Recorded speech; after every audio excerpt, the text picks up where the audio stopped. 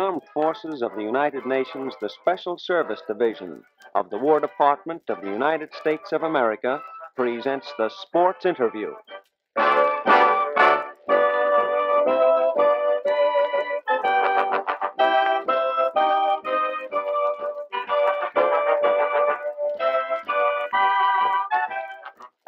Hello, men. This is Private Joe Hassel, USA, with another sports interview. Our guest on this program is from baseball's Hall of Fame, John Peter Wagner of the Pittsburgh Pirates. Well, where does the name of Honus come in? Well, the name of Honus comes in like this. When I was a young fellow, of course, everybody has nicknames, and they'd call you anything. And, of course, my name being John, they abbreviated to Honus, which is part of John in German. Well, did you always play shortstop, Honus? No, I never always played shortstop. I generally played everywhere. Because here's the way that happened to be, that I could play anywhere. We had 4 teams in our little town, which is Carnegie, PA. And I was just a little bit too young to play with our team on the north side. And my brother said, listen, you try to play all those positions. He says you can catch on with some other club, maybe in the west end, or east end, or south end. So that's the reason I learned to play all those positions, and I played them all in the big league. And I just caught one game for the big leaguers. How'd you happen to take up baseball as a profession anyway? Well, my brother happened to be a ball player ahead of me, and of course I was working out with him all the time, and he got me my first job at Steubenville, Ohio. He was playing with Steubenville, and the manager said to get me and bring me along to Steubenville. So he sent me a wire and a telegram, offering me $35 a month. I showed this telegram to some of the boys around town, and they said I ought to have more money. So immediately I wired back to Steubenville, Ohio, and I said, I'll come for 40. Back came a telegram, come for 35 or stay home.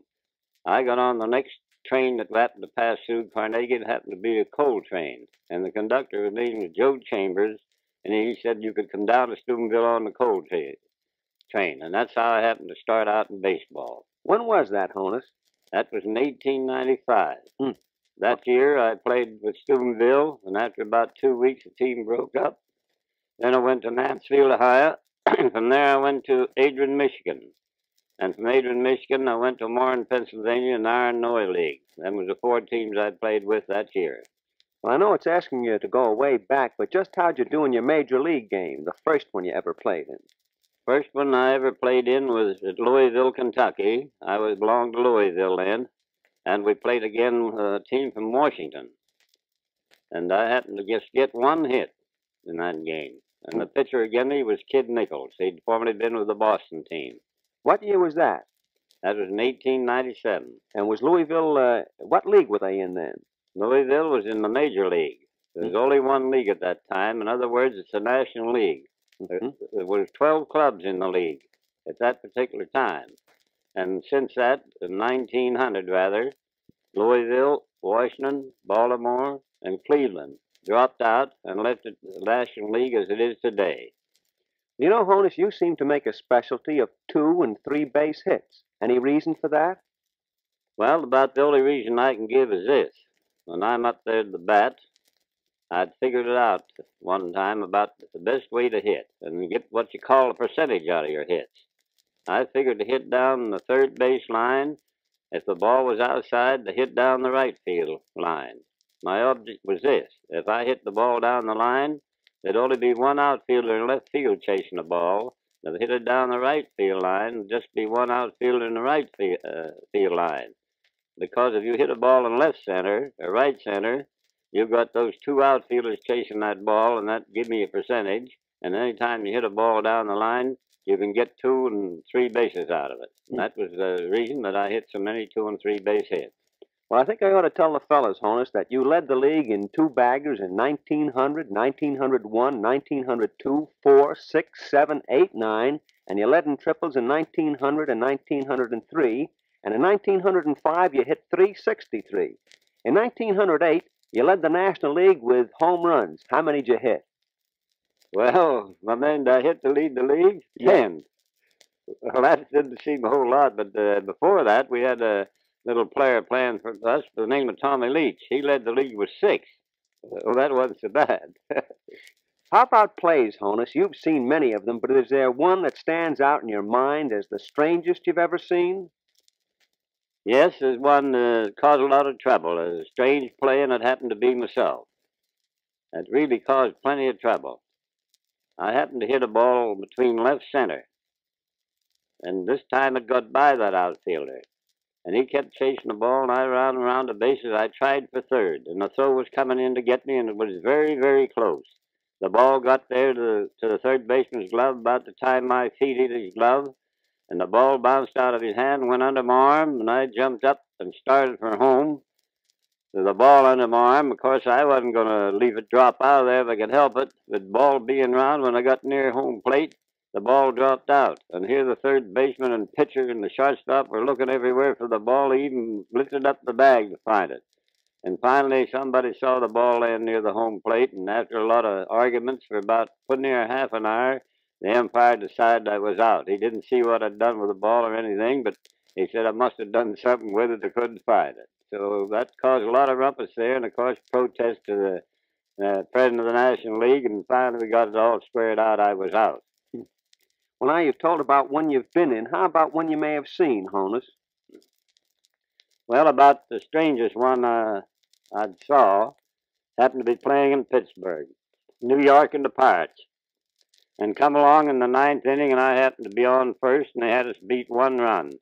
Jack Miller, our old second baseman, come to bat, and there was a storm coming up. Everything commenced to get dark and a slight rain, and the lightning was flashing. And this Jack Miller gave me the hit and run sign, and I started running. And here he hit a line hit over there in what they call right center. Jack Murray of New York raced over that. He didn't see the ball hit at first, but out come a great big flash of lightning.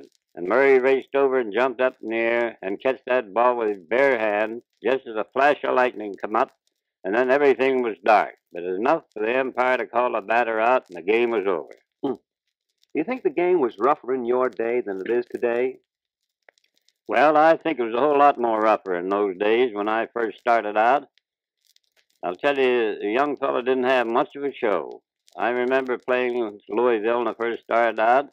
I couldn't even bat in batting practice. I was playing regular every day, but the old timers told me to get out of there. I had no business batting.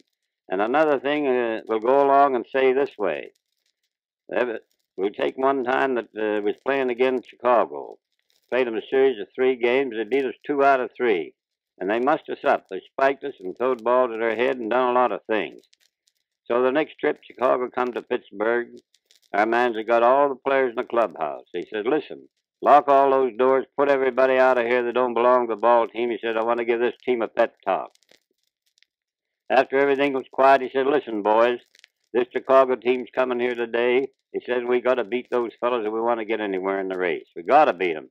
Remember what they done to us in Chicago in that last series? How many of you fellows, he said, got hurt? 11 fellows got up and said they got hurt in that 3-game series. All right, he said, now listen, he said, I'll tell you what I'm going to do. He says, I'm going to offer $100 to the guy who does the most damage to that Chicago baseball team. So our pitcher for that day happened to be Hired Camlett. He got up and says, listen, manager, he says, I can't hit or get on bases, but I'd like to get in on that $100. The man says, well, you figure your way out. He says, I've got it figured. The man says, what is it? Well, he says, I'll get 1 strike and no balls, or 2 strikes and no balls on the batsman. Then he says, I'll throw 2 at his head. The manager says, that's fine, go to it. Well, after a little pep talk like that, he said, now listen, boys, go out there and get 'em. And he said, if I catch any of you fellows talking nice to those fellows, if you don't cuss 'em, he said, even cuss 'em, he said, but if you talk nice or say hello to 'em, I'll fine you $100.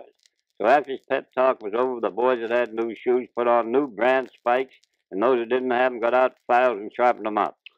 Now I said, go out and get 'em, boys. Now that's the way the teams of the old days used to get out and talk before a game. They do the same thing now. Like manager McKechnie of the Cincinnati Ball Club. He gets his team in there and he gives them a little pep talk. But it don't run like that. Here's the way the talk goes. He'll say, now listen, boys, we're going to play that Pirates today. Now we'll have to get after them. He said we want to get all their weakness. Now here's the first batter up. We'll say Pete Koskarot, for instance. He'll say, well, now, the pitcher, how are you going to pitch to Koskarot? Well, he says, I'll pitch that fella high outside. Well, he says, what's your reason? Well, he said, if I can make him hit the right field, he don't hit the ball so hard as he can hit it out in left center or something like that. And then he takes up all the players of the Pirates and goes down until the pitcher says he's going to pitch this way. The reason he says that so the outfielders and infielders can move in the direction where he's going to try to make the batter hit. After it's over, McKechnie says, now go out and get 'em, boys. Play 'em hard and play 'em fair. The boys go out and talk to each other, and they say to L.B. Fletcher, how about chew tobacco, L.B., and so forth, and they mix together. In former years, you couldn't do that. Well, Honus, you've been in lots of games. Is there one game that you think was the best you ever played? Well, I don't know whether I'd say it's the best I ever played, but had to get more satisfaction out of it than any game that I'd ever played in. And that happened to be the last game in the World Series in Detroit in 1909. That was a deciding game. We'd been both won 3 games apiece and was coming down to the fourth one to see which was going to be the winner of the World Series. And that really was a tough game and a great one for us because we win the game 8-0. And of course, naturally, I thought that was really the best game that I had ever played in and made us world champions. And besides putting about $5,000 for each ball player in the winning side. Well, that was the World Series that saw you make 13 putouts at shortstop, and you stole 6 bases in that series. Well, those bases really were stolen, but I don't think I played very good baseball, even in stealing those. But of course, I had a method in that. That really was a tough game to play. Here's what happened. We had finished up 8-0 in favor of us, and here's what happened. Our second baseman got spiked above his eye.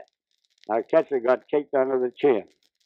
And to top it all, Bobby Byrne, our third baseman, got his leg broke at third base by one of the Detroit players jumping in when he was behind. And then I figured out that that's no baseball, and it looked like he was just trying to get us, in which we were trying to get them, and they were trying to get us. And that started me running bases. And that's the reason I stole so many, because I was going down there, if I didn't steal the base, I was going to get the other fellow the same as getting us. Well, thank you, Honus Wagner, for being on this sports interview. And here are some of the records, fellows, that Honus Wagner holds. He led the National League in runs scored in 1902 and 1906. He led the league in home runs in 1908. He had the most hits in 1908 and 1910.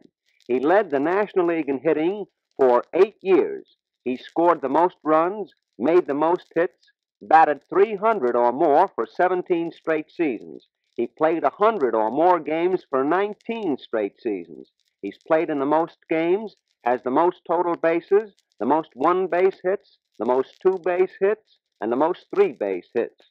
In 2 years, he led the league in runs batted in, and in 5 years, he led the league in stolen bases.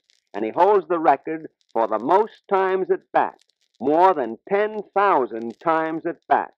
No wonder Honus Wagner is in baseball's Hall of Fame. And so that's another sports interview for you fighting men of the United Nations. This is so long, but we'll be back soon with another sports interview and another outstanding guest. This program was produced by the Special Service Division of the War Department of the United States of America.